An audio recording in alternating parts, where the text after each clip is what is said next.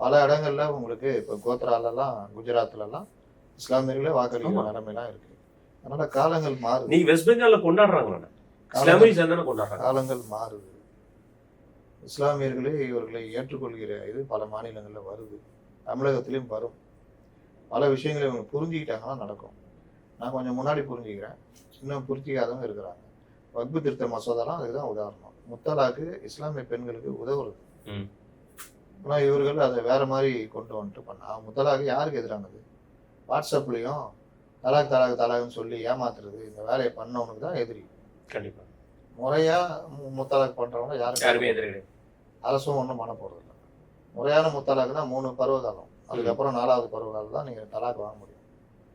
இது எல்லா இஸ்லாமியர்களுக்கும் தெரியும். ஒழுங்கான இஸ்லாமியர்களுக்கு தெரியும். அறகுறைங்களுக்கு ஒன்றும் சொல்ல முடியாது. அதே மாதிரி தான் இது.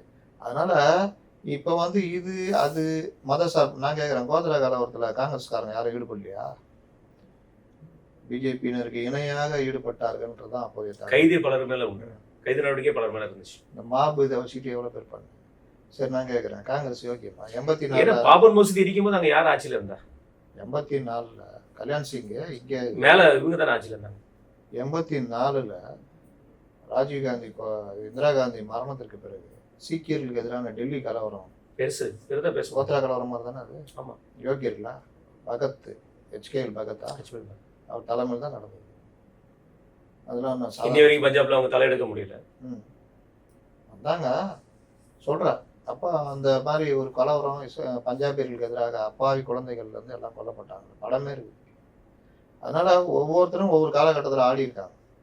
அதுக்கப்புறம் அதை உணர்ந்து திருந்தி மாறும் பொழுது வாய்ப்பு கொடுக்கணும். எல்லாத்தையும் வச்சுக்கிட்டு ஒரேடியாக பார்த்துக்கிட்டு இருந்தால்